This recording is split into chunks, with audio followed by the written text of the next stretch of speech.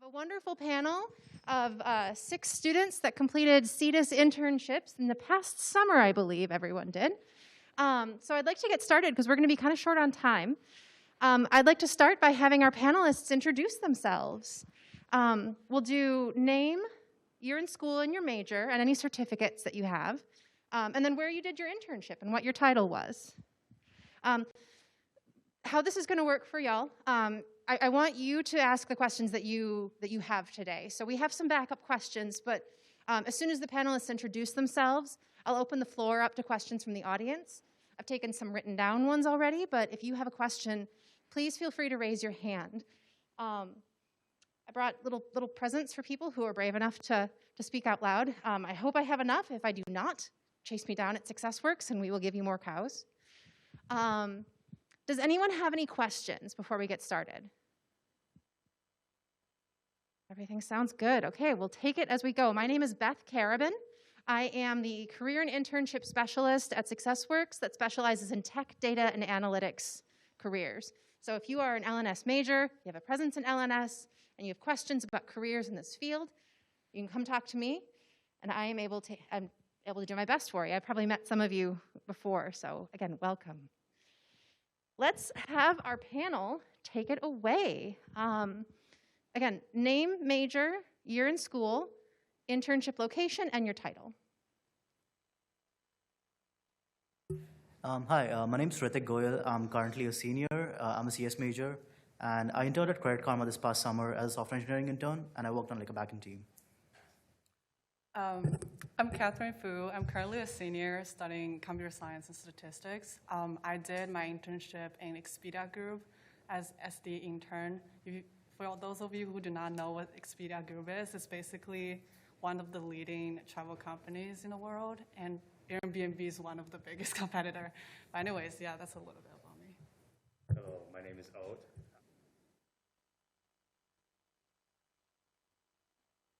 Oh, okay. I did my internship at Juniper Networks, which is in Sunnyvale, California, and I interned as a software engineer intern. Hi, I'm Mira. I'm sorry, I just lost my voice. But I'm a senior, and I interned at Microsoft as a software engineering intern, and I'm majoring in computer science with a certificate in Chinese. Hi, I'm Tambri. I'm a senior. I'm a computer science and data science major. I interned at Palo Alto Networks as a software engineering intern, and if nobody knows what Palo Alto Networks is, it's basically one of the leading cybersecurity companies in the US. If you guys have ever used the computer science VPN, it's made by Palo Alto Networks, so yeah. Hi everyone, my name is Akshan. I am a senior student studying computer science, math, and statistics. And I was intern in the Microsoft, and my title was software engineering intern. Thank you. Excellent. Thank you to all of you for taking your time this afternoon to talk with us. So I'd like to kick off with questions. Does anyone from the audience have a question they want to start out with? If not, yeah, here, just where's my microphone? Here we go. Sure, go ahead.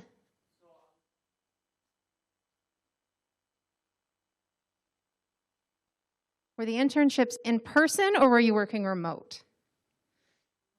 I forgot to say I was working on a remote internship, and I believe the Microsoft maybe still have remote internship next year.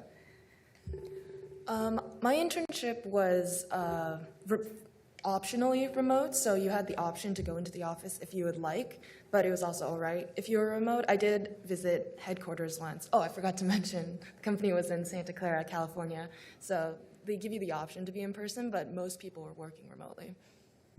Yeah, my internship was also remote, but I actually stayed in Seattle this summer just to kind of experience the city. Yeah, my internship was also remote, and I just stayed in Madison, Wisconsin. Mine's remote as well. And I think one of the best things about being remote is like you can, it's really flexible. You can do your work anytime you want, and there's no, a restriction of when you need to finish the task. So I think I really love being remote. Yeah, like my internship was remote as well, but like some interns did have the option of like going into the office that were already in the city, and they did like fly us into the headquarters for like an event for like a couple of days. But yeah, for the most part, it was remote. Excellent. Yeah, a lot of companies are still doing remote, and you're going to start to see, you all had your internships during still some COVID lockdown from last summer, so that's probably a remnant of that. So, but yeah, thank you. Good question. Go ahead.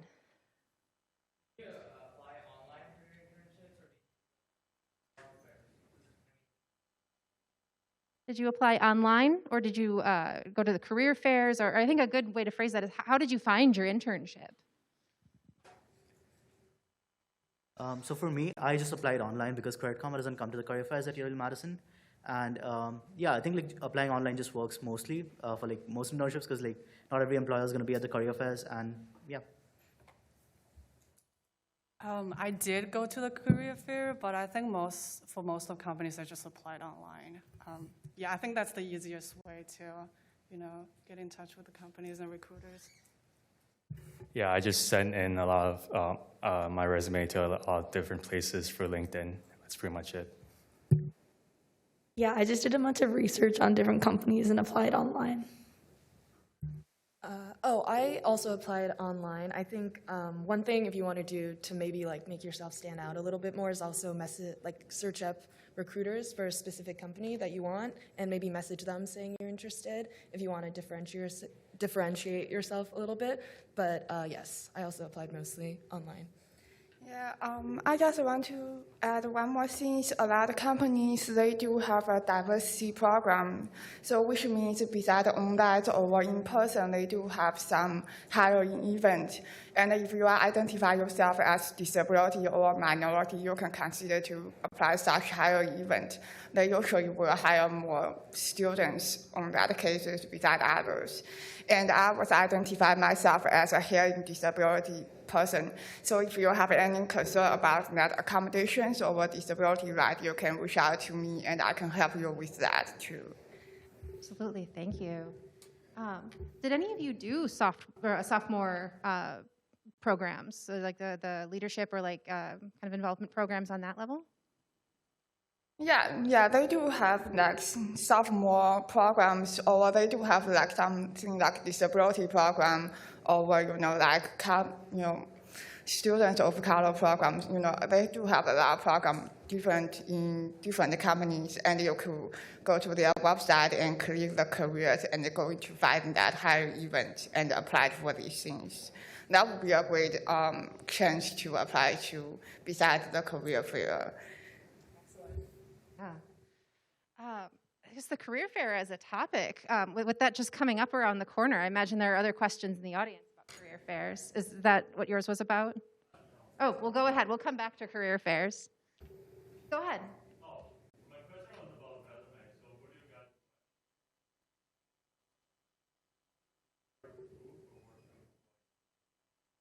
What did you write on your resume, and do recruiters look for proof of what's on your resume?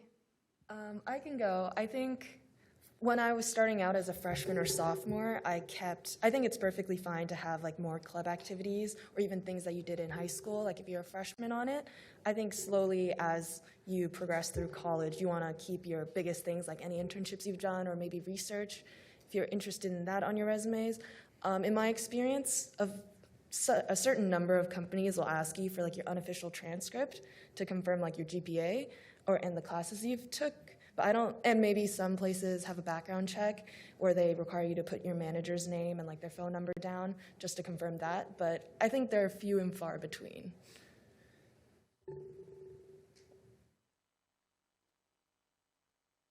Also, just like one thing, I think in Madison there's so many like classes you can take to just like help you build up your resume. There are a lot of classes offered by like ILS schools and CessWorks or something like that, so you can definitely check it out too. Yeah, just a side note. Yeah. Another thing on the topic of resumes is like especially for like people who are starting out and don't have any previous experience, it's always helpful to like do like projects that are related to your particular like interest areas and put those on your resumes. And employers usually like ask about that, and like you should be able to talk about that. But that's like usually a very positive sign. So yeah. I think I saw a purple shirt first. Go ahead. So on the topic of like background experience, what do you think made you stand up?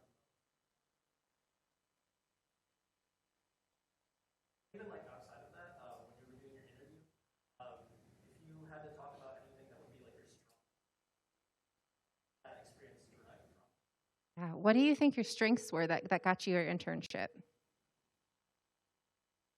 The strengths on the resume, I guess, would be clarifying.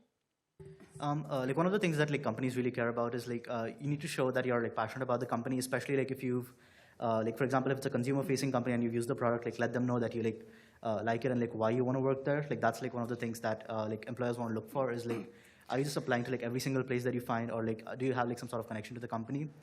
Another thing is yeah, in terms of like your projects, like it's good to have like school projects and like projects outside of school as well. So that really shows like you're like passionate about like building things and like learning new things. So in my experience, like that's been like a pretty good like factor for me to like get internships. Also, like if you do have like internship experiences and stuff, I think companies really care about like your contributions to the projects you've done.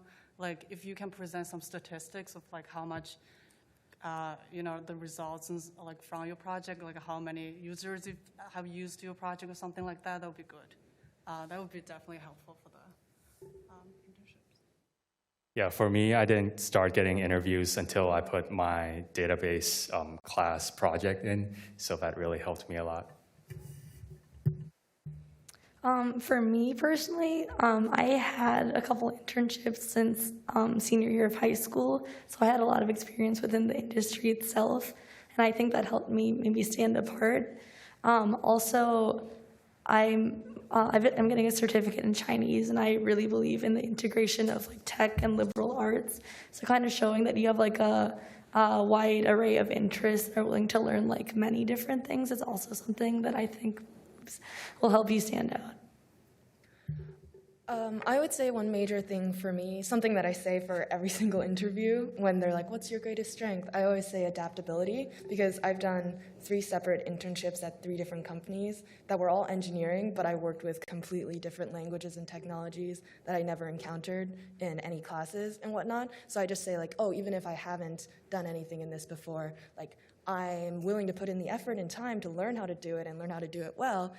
And I kind of back that up. Oh, I guess if I can do a quick plug, for all of college, I've been part of a club called Coding for Good, if you guys have heard of it. And like starting out as a freshman or sophomore, I put a lot of projects that I worked on from Coding for Good on my resume. I think I still have 1 or 2 on my resume.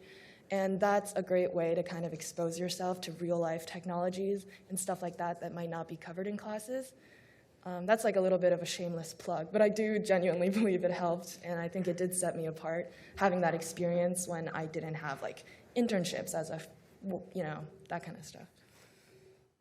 Yeah, so I also agree that the project will be the most important part in your resume, especially for us as a computer science student.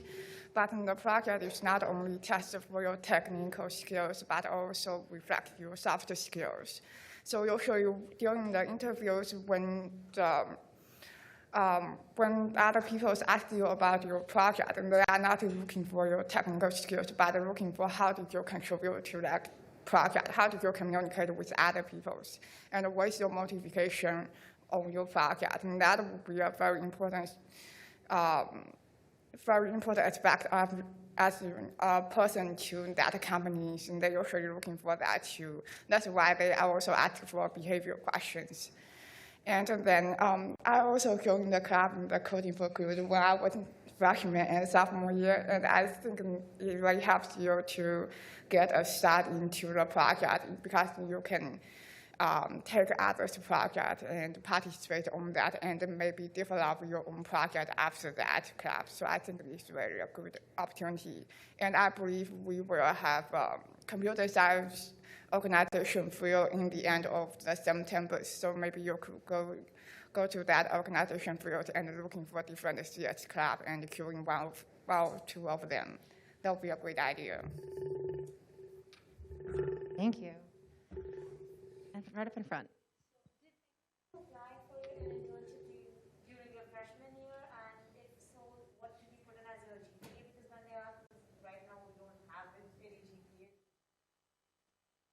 So did you apply for internships in your freshman year? And if so, what did you put for your GPA? Yeah, I did. I just said, like, I don't have one yet, and they were fine with that. I think they did contact me in the spring just to, like, see what my GPA was by the end of freshman year. But at the career fair, you'll be fine if you don't have anything on your resume about that. Yeah, I had an internship freshman year, and I'm pretty sure I just put like my high school and my GPA from high school and stuff. So. Excellent. All right. Any other questions from the audience? Another question in front? Go ahead. Applying online, what all platforms did you use? Question. When you were applying online, what platforms did you use? There's like a ton of platforms where you can find jobs. Like for me particularly, like I've been using like LinkedIn's pretty good because it like shows you like everything that opens up like immediately. Handshake's really good because I found that like the companies that on Handshake, they have some sort of connection to the university, so like the chances of you hearing back from Handshake are like slightly higher. Apart from that, there's of course like the company website. So if there's a company you really want to work for, apply directly on their website. And there's this platform called Canvas. Like not sure if you've heard of it. But yeah, like that's like another platform where like companies usually like host events and post jobs there as well. So like that's yeah, I think those are pretty much it what I use. Is that that's a different canvas than the course canvas? Yeah. Okay. Yeah. Different canvas. We'll finish. Any other comments on platforms? I think pretty much like summarized everything. But like personally speaking, you know, there was a period of time. Like when I heard a company name, I would just go to their website and see if they have jobs opening. And you know, like you can do the same thing as well. Yeah. Awesome, yeah. There's a question in the front row. Go ahead. Handshake. Handshake. Mm-hmm. Handshake is the UW job board. It's for colleges all over the campus, but or all over the country. But it's the UW administered one. And it's also where the career fairs live, the virtual ones. Go ahead.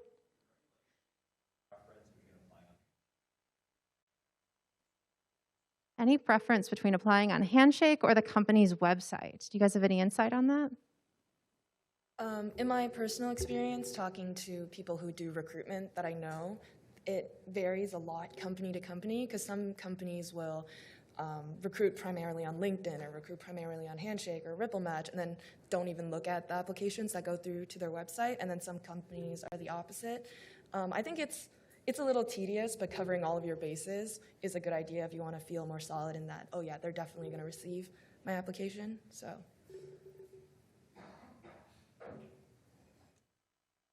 All right. I think you had a question. Go ahead. For your respective industries, what were sort of the highest demand skill sets? What were the high demand skill sets in the industry you did your internship in?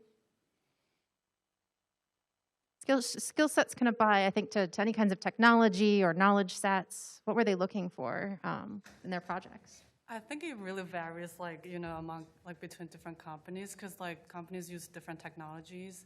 Basically, like, the programming, like, basic programming skills are definitely the most important one, but, like, in terms of technologies, you know, languages and stuff, it really varies.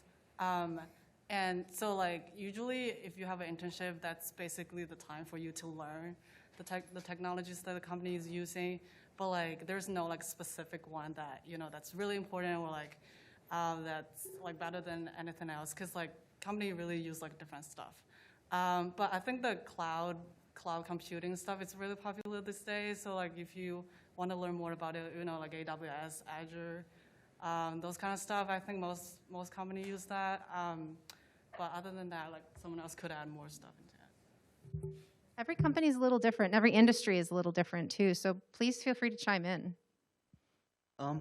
Like I found that like most companies don't really like care a lot about like what particular technologies you know, as long as like you know like basic programming skills, and you can demonstrate that that you're able to like learn anything on the job. because like no matter like if you know like let's say Java and like a company uses Java, you're not going to be productive from like the first day. You're expected to like learn those things like throughout the internship and then like be productive, and like that's especially true for like bigger companies. For smaller companies and startups, like I feel like they care a little bit more about like the specific technologies.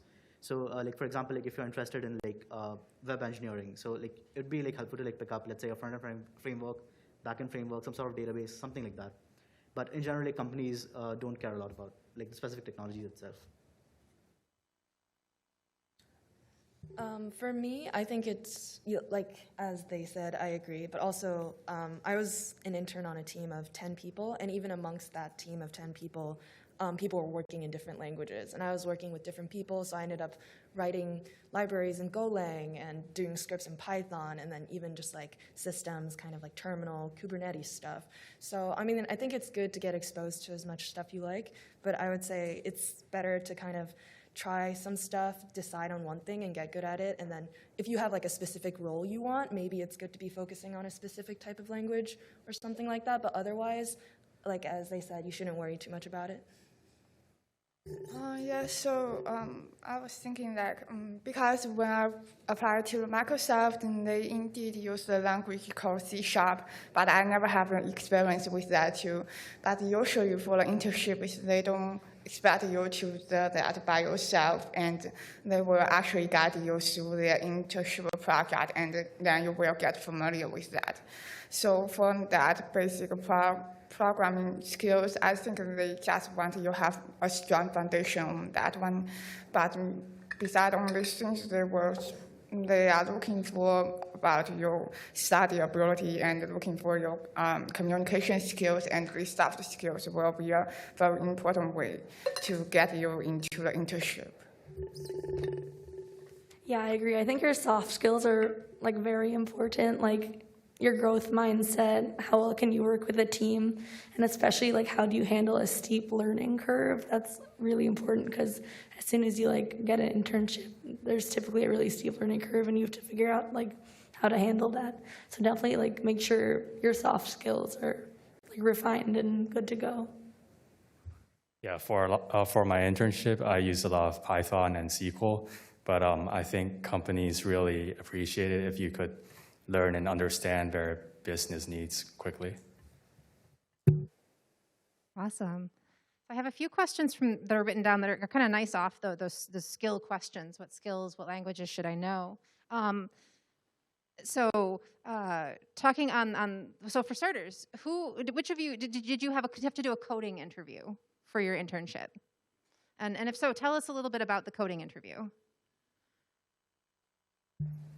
Yeah, so I had an internship with Microsoft as an Explore intern junior year, and then senior year I was a software engineering intern.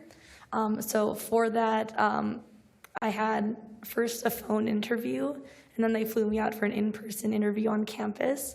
And the Explore internship is a combination of PM and software engineering internship in one. So I had like one question focused on PM and one for coding.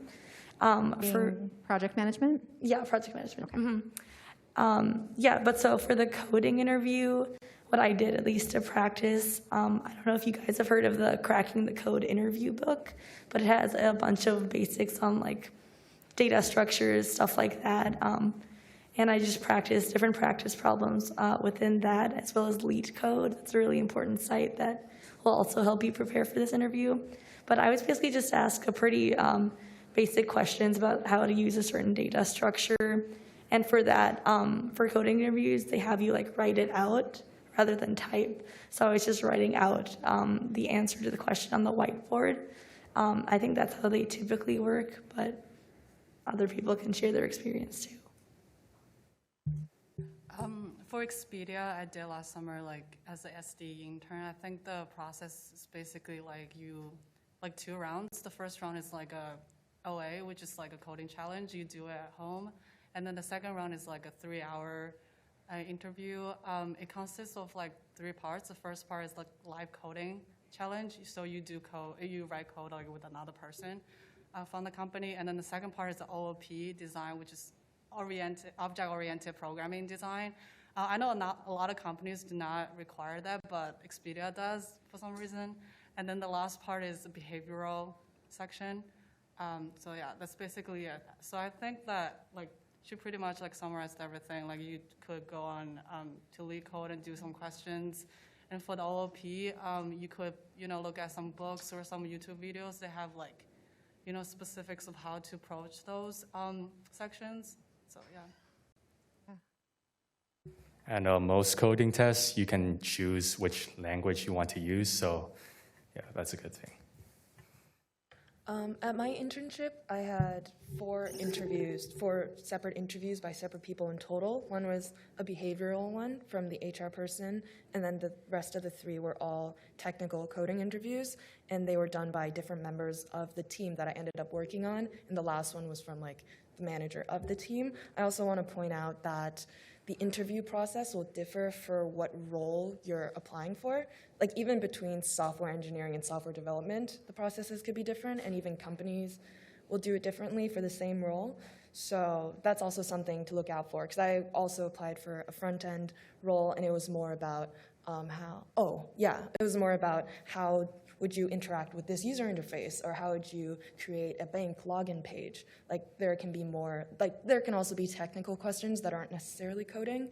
So there is a large breadth of types of questions, I would say. Yeah, so I was interviewed with Microsoft and through the disability hiring event. So for that event, we will not have so much round interviews, but we will have a called super day interviews. So it means you will get 3 rounds of interview at the same day with different team members, and then they will decide if they want to accept you or not. But basically, the interview process will be similar to them. But I just want to remind everyone, if you have a disability and if you need any accommodations, you can always email the recruiter to let them know about that, and they can arrange the accommodation to you, or they may extend that in the interview times, so you'll have more time to prepare for that. So I think it's a very important thing for people who has disability or people who has in advantage, and they can always bring up that to the companies, and they will understand all of these things. Any others on the coding test? I have a couple follow-up questions here. We had taken some written down questions, so I want to make sure to get these. I'm a career advisor, not an academic advisor, so you guys will have to translate the class numbers. Is CS 300 enough for a coding interview? And then what about CS 240, 400, and 577? I don't know if that's, I'd love to hear your thoughts on whether classes are necessary to prep for interviews. That was 300, 400, 577, and... 300, 240, 400, and 577. Okay. In my personal opinion, 240 doesn't, if I'm going to be candid, 240 doesn't help at all. 300 and 400, you learn your general data structures and algorithms. I would say on LeetCode, they focus more on certain data structures that are more efficient. And then, 577 is I find it that most people find it very difficult, but you do learn a lot of very important things like dynamic programming, but also keep in mind, especially with CS, these are all things you can learn online. You could just look up Geeks for Geeks, dynamic programming. They have a very comprehensive tutorial on it, so you don't necessarily need these classes to be good at it. For classes, I think there are some, really important classes you probably have to take as electives here at Madison. So like database, I think it's one of the most important one, and the 537 operating system as well. So you guys can check it out too. Awesome. I'll also say there is a copy of Cracking the Coding Interview at SuccessWorks. So if you don't have a copy of the book and you want to see it, come stop by SuccessWorks' office.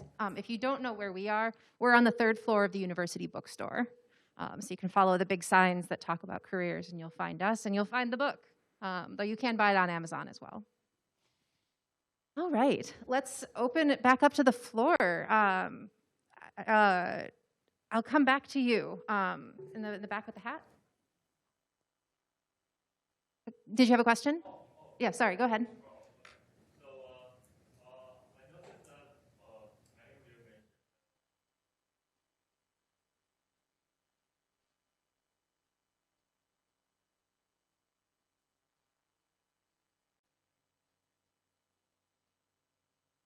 question. How do you show your soft skills on the resume and in the interview?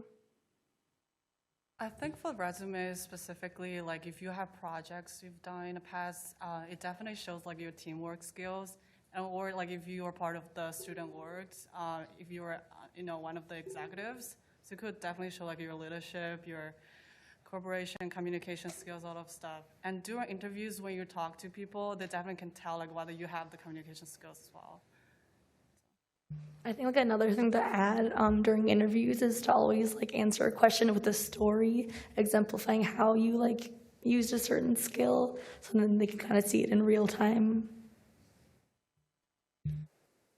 This is something I always do in interviews, is just like be completely transparent. Like if they're like, have you worked with Python a lot? I'll be like, I have a tiny bit, but I wouldn't say I'd be able to code something fully in it, but then along with that transparency, be like, but I think with a little bit of review and some research, I'd be able to do it. I think interviewers and recruiters have kind of like they can see through you if you're lying or like trying to pretend that you're better at something than you're not. So I would say being fully transparent about it is also a good way to show that, and then along with that, show that you're willing to learn.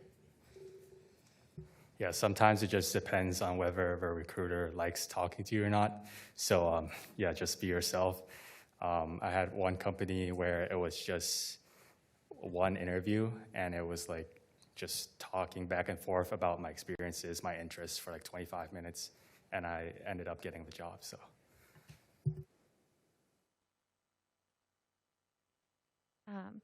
Go ahead, right in front. You mentioned about the student organizations like Coding for Good. There's so many to choose from. So which ones are the ones which are active on campus, and how beneficial are they? Yeah, so aside from Coding for Good, which we've talked about already, what other student orgs are active that you would recommend getting involved in? Yeah, at least for computer science, me and Sienna are both in WACM. That's like the Women's in Computing organization.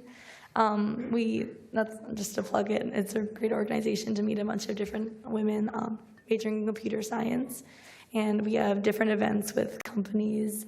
What's the name again? Oh, sorry, WACM, WACM. Yeah, we have different events sponsored by different companies. We have a resume event and a kickoff coming soon. I used to be the AI president, but I'm not anymore. But like, if you guys are interested in artificial intelligence, we have an AI club here. We do research projects and stuff like that. Yeah, and then we also host seminars. We invite like people from, AI industry to give a speech about their expertise. So we just call it AI at Madison. So I have joined the WACM and the Coding for Good club before, and I think Coding for Good could give you some, hands-on project you could work on that. And the WACM is more like they will hold different CS events, like the seminars or the lunches, and you can share your experience and hear other stories in that careers. So I think that both club is good for that. And I also heard that we currently have the Google Software Development Club, and I think you could also consider for that when maybe you could get into some different project. Any others? I guess one thing to point out, even though there are a lot of clubs, they all do slightly different things. Like Coding for Good does specifically projects, mostly web apps, a lot that are for community service and volunteer purposes. Like SDE, the Software Development Club does hackathons, AI Club does seminars. So I think it's kind of easy to direct your interest depending on what you're more interested in. For those interested in data science, .data is another club that's active, and we'll be organizing some hackathons coming up. And the Google Developer Student Club, I believe, did you mention that one too, Sienna? No, that's okay. Yeah, the Google Developer Student Club, GDSC, is also active this semester, and will be organizing hackathons and has a hackathon happening in the spring as well. So additional clubs, lots to choose from. Right in the center, go ahead.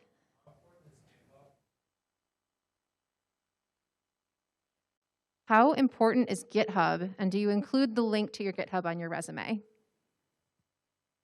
It's pretty important. I think you start using it in like 400 and stuff a little bit, if any of you have taken that already. It's pretty, I would say it is an industry standard. There are some equivalents to GitHub, like Bitbucket, which is also like a repository type thing, but even so, you'll still use Git in terminals. I would say that's something where when you start using it, there's a big learning curve, but once you use it more and more, it's very, like it just becomes second nature to you. And including a GitHub is like especially important if you have like side projects and stuff. Like I usually like put all of my projects on my GitHub, so like interviewers can like go and take a look at them, or look at it if they want. And I've had interviews where like they've questioned me about like things specifically to the project itself, like how did you do this, why did you do this, and like that's usually like a positive sign that if they've like checked out your GitHub, they'll probably ask you questions about that. Does GitHub show you when someone looks at your page?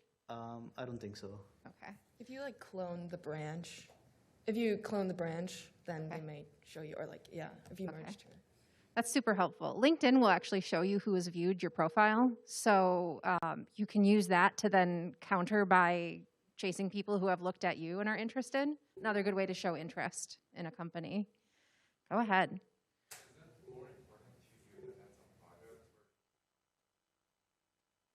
Hands-on projects versus coding exercises, which is better?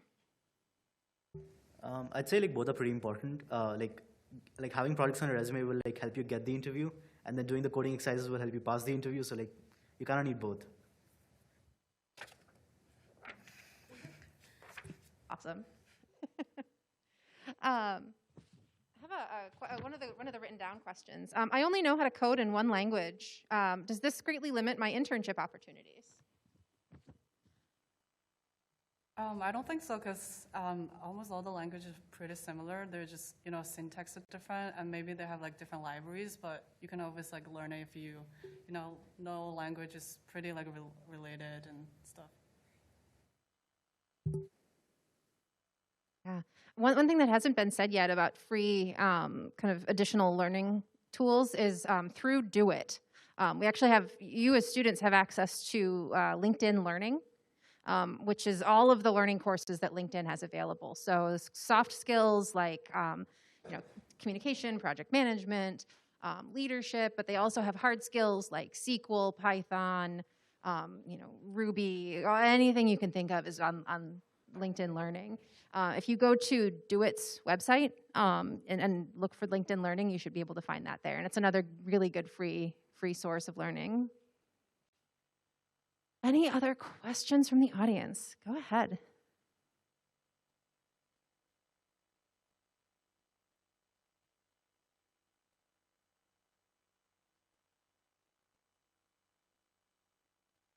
Between projects, coding practice, clubs, classes, how do you manage your time?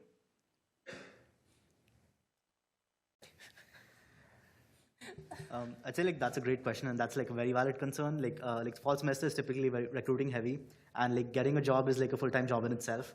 And so like what I've tended to do over the past is like I usually like tend to keep my fall semesters lighter with like kind of easier classes. So like that gives me like a bit more time to like focus on like interviews and like stuff like that. And projects usually like I like to do them over like breaks. So like winter break, if I don't have anything to do, I might just like end up doing like a project. Like for example, like I did like a project after my freshman year because I didn't have a summer internship, and like that actually like helped me get my first internship in sophomore year. So yeah. Sometimes I would just spend like my entire summer like doing code like questions, practices, and also I will get my resume ready before the fall semester starts. So when the new recruitment season started, I could just apply for companies and start the interview. Yeah, I think it's very hard to manage your time with all of those things. It's something that, even as a senior, I still struggle with.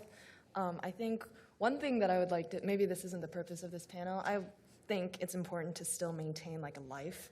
Like try and go out with your friends, like don't be doing lead code all weekend, every weekend. Like there's definitely a lot of merit in working hard and preparing. If you can try and create a schedule for yourself that's a little more consistent, like maybe try to have a goal that's like do 5 lead code problems a week, or apply to 3 jobs a week, something like that. It's a lot more manageable, and I'm a huge firm believer in like when you're happier and like less stressed out, you do better work and you learn better. So I would just like, as a person that has been stressed out a lot in college, I would like to relay that.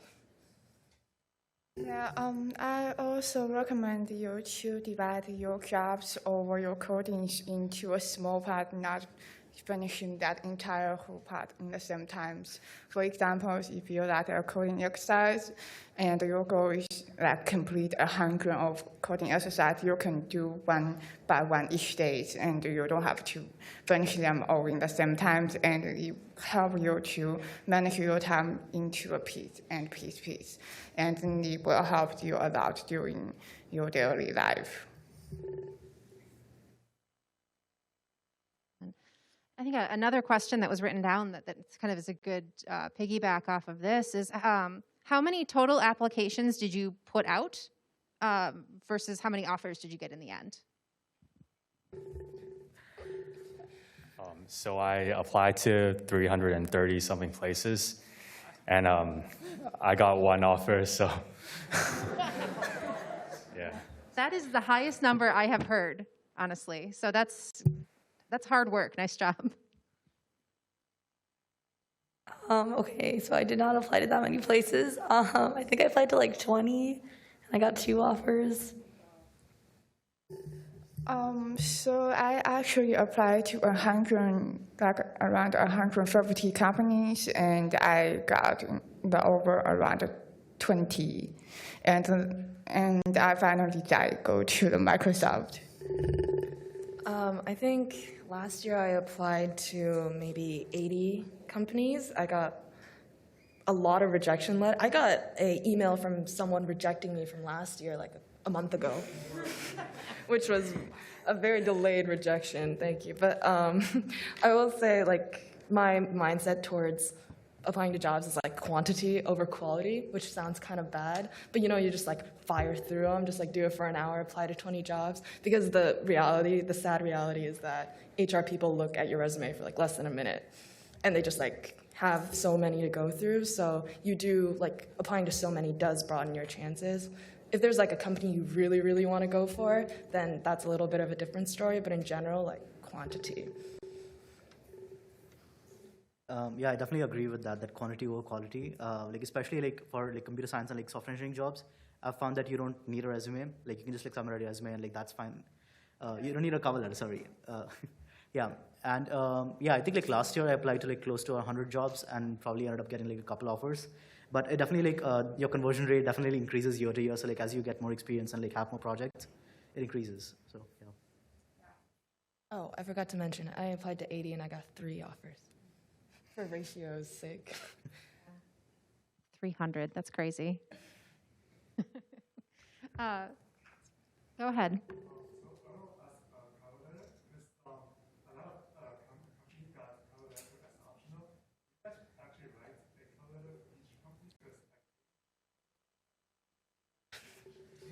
Yeah, did you write cover letters for any of your applications? I do have a cover letter myself. At the beginning, I kind of put cover letter, you know, when I do applications, but later on, I kind of just didn't really put it on. And I don't think companies care about it that much. So, yeah, I don't think it's a necessary thing to do. Yeah, I felt like I didn't have enough time to write any cover letters. I just clicked apply. So, yeah, I think most companies' application is pretty much 100% like the same. You just send in your resume and have like the same questions. So it's just like a lot of clicks, but yeah, that's pretty much it. This is my dirty little secret, but I think like I agree with them that cover letters, most people don't look at it, but on the off chance that someone does, I have a cover letter template that describes my experience and skills in a very, very general way, and I have a dotted line where I just paste the company name. And it takes me less than a minute to change out the company name for another company name and submit it. So I just do that just in case. I don't know if it actually helps, but I still do it. Yeah, my answer on that is a cover letter can help increase your chances. You know, not every application requires it, especially in a tech field, because the really important thing is, can you program? Can you talk about your projects? Writing a cover letter is a nice addition. What Tembre said about having a template is a really good strategy. So if there's a company that you're really excited for, you can use that cover letter, but you don't have to write 300 cover letters from scratch. My goodness, do not do that. Over there. So for data science internships, I was wondering, do they ask about like theoretical or coding within the and then what's the best way? Yeah, for data science interviews, do they ask about theoretical or practical questions? Is that right? Theoretical coding. What are their interviews like? Do we have? I can't remember if any of you are data science. I am a data science major, but I picked it up like last semester, so I have not done. I did one. Maybe this is not a good like sample, but I did one interview for a full-time data engineer position, and they asked me like a simple statistics question and then a normal coding question. But I think a lot of companies will vary, especially if it's a more data science heavy company versus not. So. Yeah, I agree with that. Like I interviewed for like a few data science type positions like last year, and like most of those interviews were like more focused on like math and stats than like computer science and like programming. So. Okay, I'll come back to you guys. Way in the back, go ahead.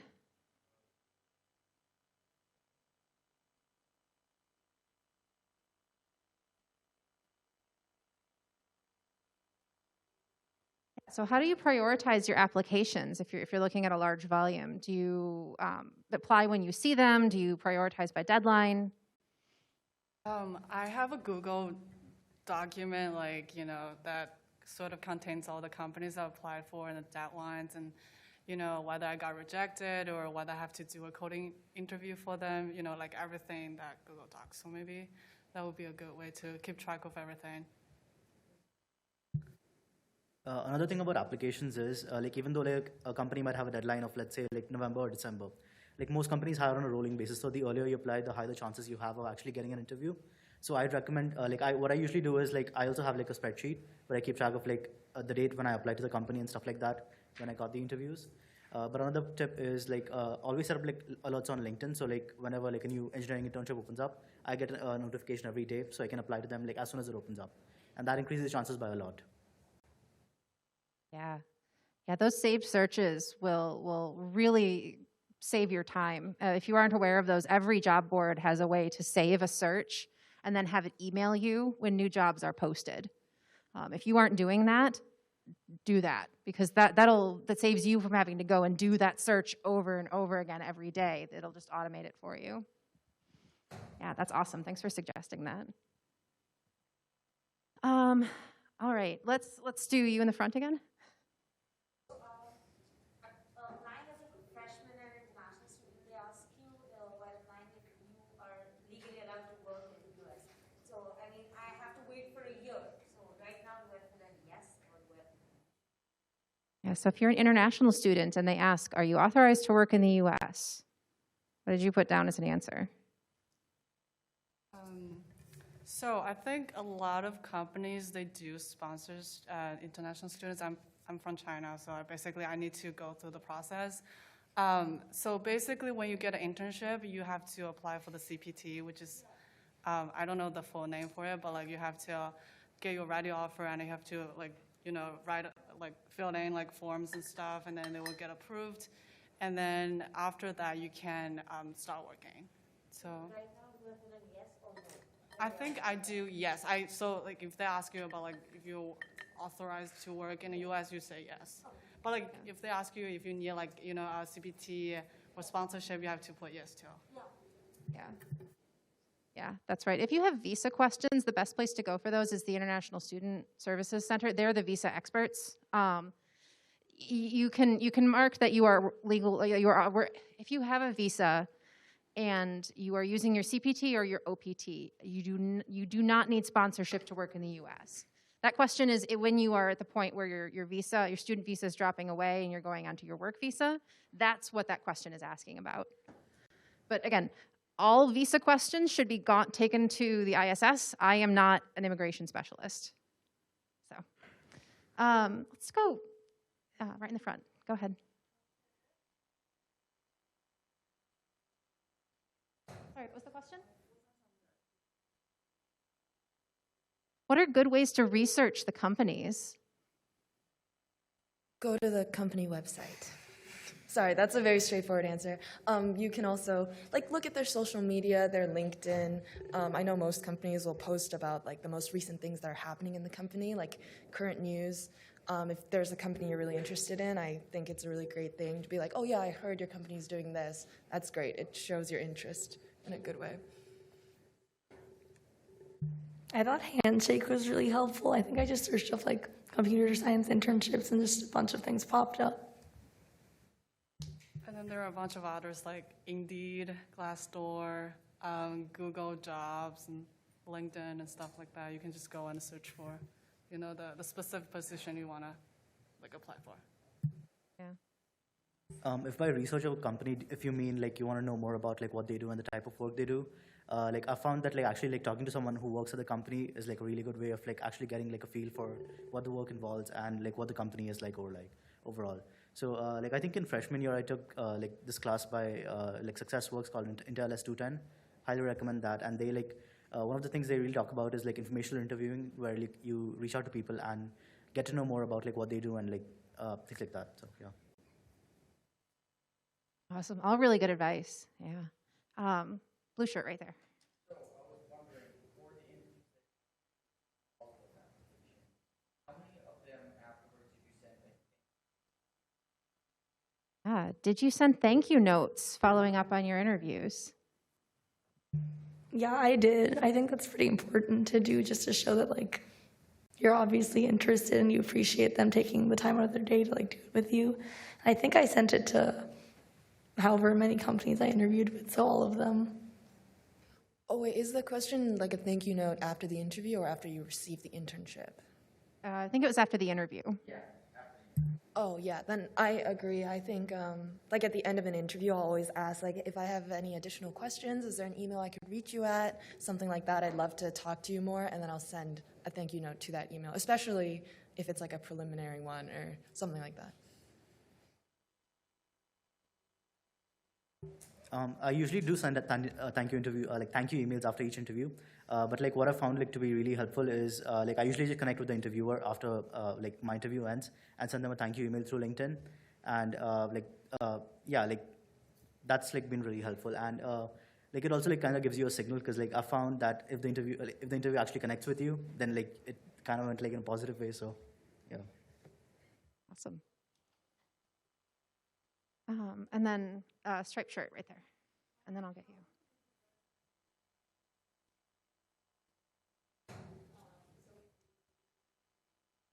Yeah. How do you make your resume stand out in a sea of other people's resumes?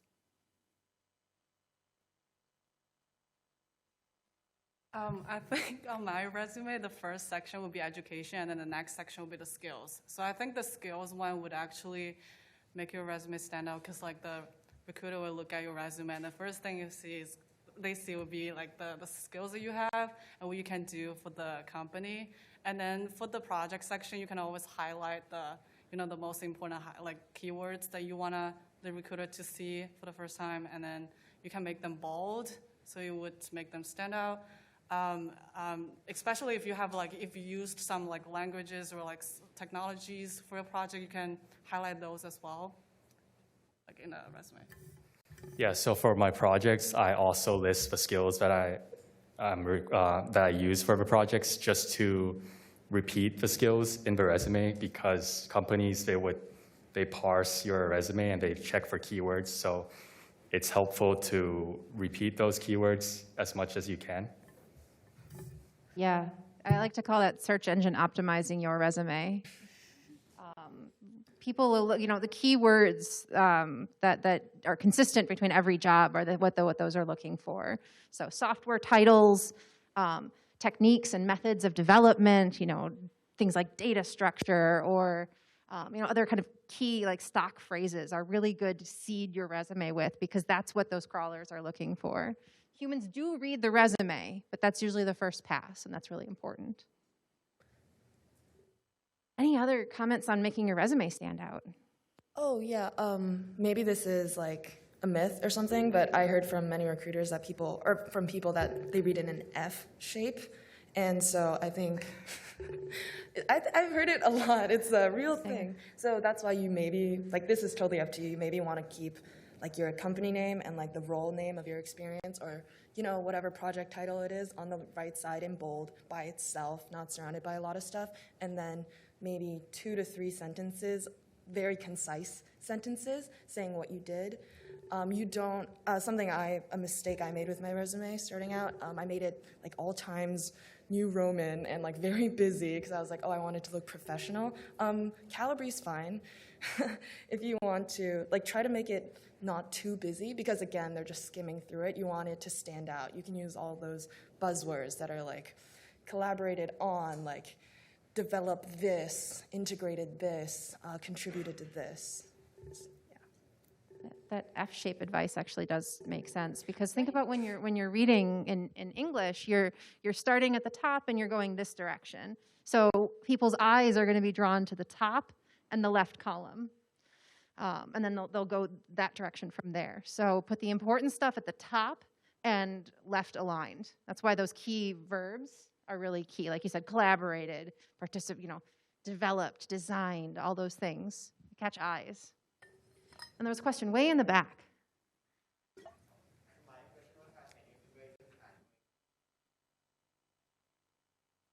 I'm sorry, what's the question once more?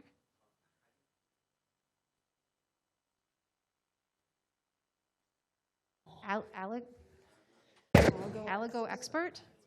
Aligo Expert. I haven't heard of that site. Have you guys heard of that?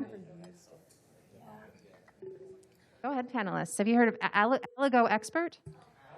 Algo, oh, like algorithm. Oh, that makes sense. Algo Expert. Have you heard of this website? They're really expensive, right? It's so expensive. It's an expensive website. Oh. I think I've heard of it a lot. I personally don't use it.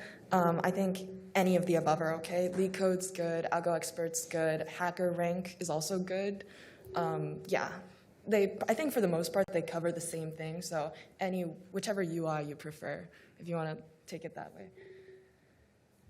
Yeah, like cracking the coding interview is like a really good resource, and like LeetCode's like completely free, and it has like a lot of problems. So like I definitely like prefer like LeetCode over like Algo Expert, especially because it's like so expensive. Yeah, and LeetCode also has like a subscription that you can subscribe to LeetCode to get all of their problems, and I think that's much cheaper than Algo Expert. So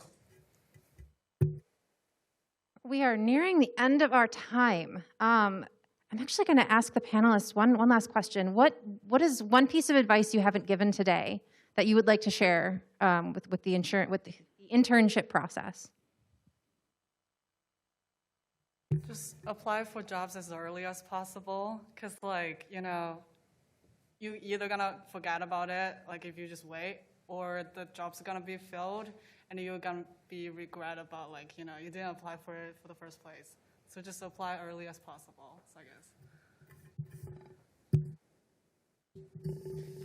I would say never be afraid to reach out to people if you need help, And sometimes a lot of companies, when they receive your resumes or after the interviews, they will just ghost you. They will not regret you at all. But if you experience this case, you just move on and went to the next interview and prepare yourself for the next one. And you always will have a better chance later. I would say get used to rejection because it's going to happen a lot. It happens to everyone. It hurts, but it's part of the process, and you shouldn't let that deter you from continuing to apply and whatnot. It's not personal at all. It's not a reflection of your skills or what you're capable of. It's just how the system works, and a lot of it is random. So, no matter how many rejection letters you get, just keep on going because you will eventually get one. Yeah, I would say just don't put too much pressure on yourself, but also just be prepared to put in the work to get what you want and just stay authentic and confident throughout the whole process. I would say just apply to a lot of different places, and yeah, your first internship is going to be the hardest to get because you don't have any work experience. Yeah, definitely agree about the point about rejections. Like, don't take it personally. Just keep going, applying to places, and like in case there's like a company that you really want to work at, like reach out to them. Like reach out to like a recruiter on LinkedIn or through email or something like that. Because like that usually like at least like gets your application seen. Whereas like when you like submit online or like through a recruiter, like through career fair, most of the times your application is probably not going to be seen at all. Just to add on that, if you know anybody from like working in some companies that you really wanted to work for, just ask them if they can refer you. That'll be like, you know, one of the easiest way to get an interview, something.